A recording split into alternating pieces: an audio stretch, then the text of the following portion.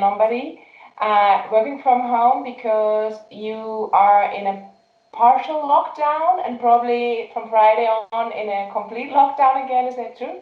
Yeah, it's true. So I'm working partially from home, and then I'm going to the lab when I need. So the lab is not overcrowded, and yes, because of all the variants of the virus, probably we will go back to partial lockdown and to a total lockdown. But they will decide on Friday. Yes, it's correct. And in the lab, the possibility to get the virus, is it high, or do you have a lot of cases there, or how is the procedure in the lab? So no, we are not tested in Italy. To enter the university, you don't have to be tested, but they measure your temperature every day, and you have to register, and of course wear a mask.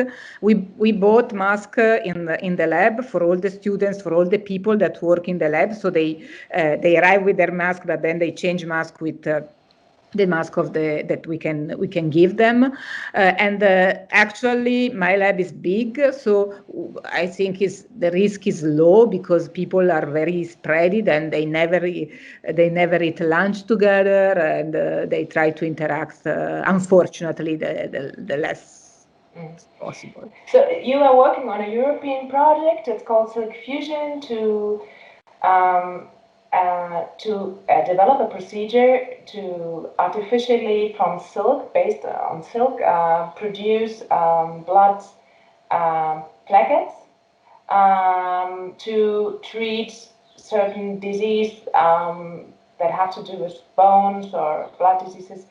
How come that you, as a woman, managed to be the head of this project? Because I proposed that because I thought that it was important to connect all the biggest team in Italy that work on this subject, so platelet production.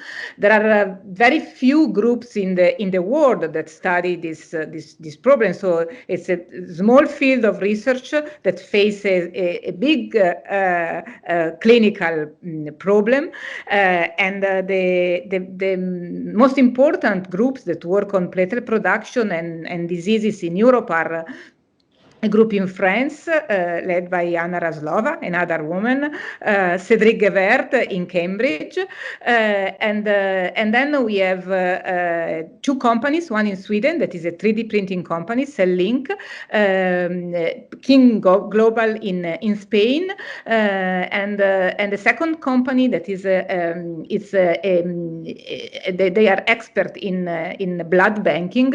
It's a company that is half in the States and half in Italy. And it's called Isenet, and all the partners accepted me as a woman, as the PI of the project, and I think maybe the fact that we were a lot of women in the project was like a positive received by the European community, because we know that they want to push it, yes. Yeah, now with Ursula von der Leyen as new president of the European Commission, you think that Europe is a trigger for this kind of project that are so important for especially to become less dependent on blood donation as well, in the future? Yes, I think Europe is important because there is without Europe there were no ways to be connected with a grant. So having a grant together means that we have to meet with reviewers that are from Europe, and then that can review what we are doing, and this is very important. So we have a feedback on what we are doing, and we had grants before, but only two at the time. So having a group of partners all together is only because of the European project. It's the goal of our project is very challenging because producing platelets from transfusion is difficult because it's expensive, and also at the moment we are not producing enough platelets to transfuse people. But it's really important because in the meantime, while we are studying how to have platelets to be transfused, we can study mechanism of disease, we can test drugs, we can study the physiology and all the mechanisms that are involved in platelet production that are not known. So nobody knows why we have these platelets in the blood, and these platelets are renewed every week. So every week, so you can imagine for all our life, we have platelets renewed every week, and we don't know why and how. So, and what happens with the old ones? This is a very good question, and I always explain this to students. So if nothing happens, we have exactly the same production of platelets every week for 100 years. So the people that the old people, they have exactly the same production of platelets. They have some change in their blood, but not a lot, not as all the other organs. So it's really very, very interesting, and the mechanisms are not known. But the problem is if you have blood cancer like leukemia or something, then it's the problem is that you don't produce enough platelets anymore, no? Or it can be. There are diseases where you produce more platelets, and diseases, and for example, leukemia, when you produce bad cells, sick cells, and so you don't produce the good cells that you need. And also a side effect of chemotherapy is the decrease of platelets. These are the first cells that decrease when people do chemotherapy. So understanding how platelets are produced and especially how we can increase platelets in our body is important.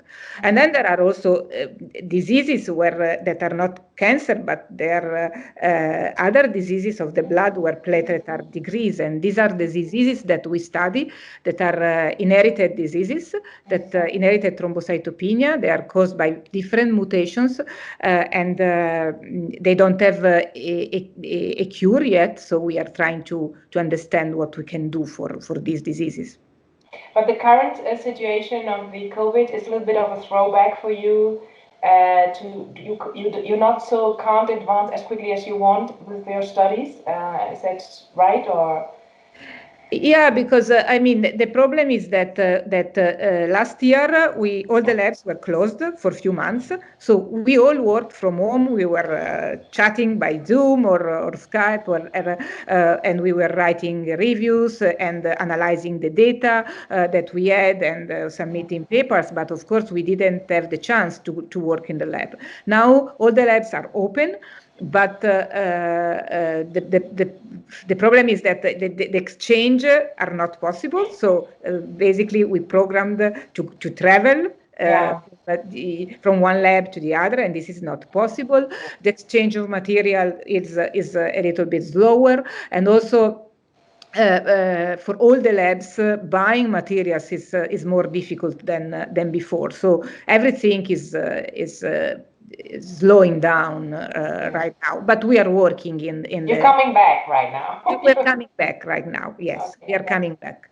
Then we cross fingers for you that you're not going into a hard lockdown again. And especially we're thinking about the north of Italy right now. It's just a year ago that everything started, and all these images are still on our minds, all these terrible images. And wish you all the best, and we look closely to what's going to happen in this. Okay, thank you so much.